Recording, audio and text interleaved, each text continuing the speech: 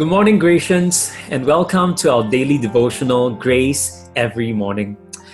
Today we are supposed to have completed our original circuit breaker, but we all know that May the 4th has now been extended to June the 1st, and many of us may have added anxieties of our livelihood on top of the heavy burdens that we are already carrying.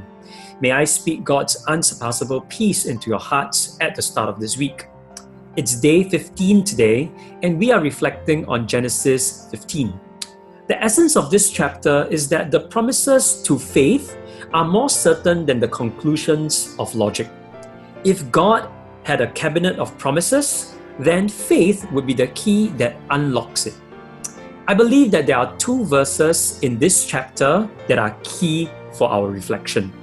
Let's read Genesis 15 verse 5 and 6 together. Genesis chapter 15 verse 5 and 6. Then the Lord took Abraham outside and said to him, "Look up into the sky and count the stars if you can. That's how many descendants you will have." And Abram believed the Lord, and the Lord counted him as righteous because of his faith. Genesis 15 verse 5 to 6.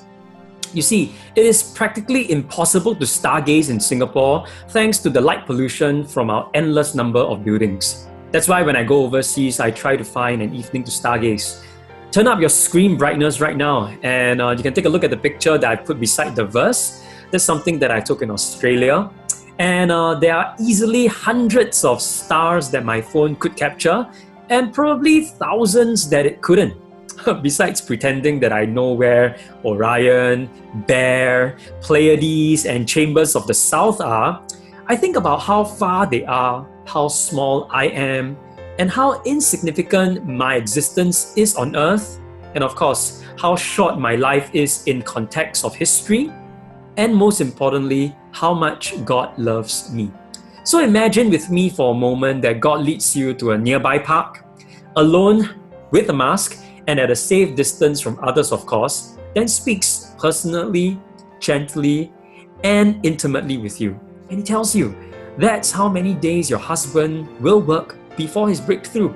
Or he says to you, that's the number of churches Grace will plant at the 100th anniversary. Or maybe he says, that's how many times your mom forgave you since you became a teenager. Or he says, that's the number of times you'll be hurt before your child understands your love. That's how many new believers Grace will bring into God's kingdom and disciple. How will you respond if God shows you something so personalized and specific? So what has God shown you at the end of the original circuit breaker? Would you believe God for it by faith? If you haven't received anything, is it because you haven't asked or can't accept what He has shown you?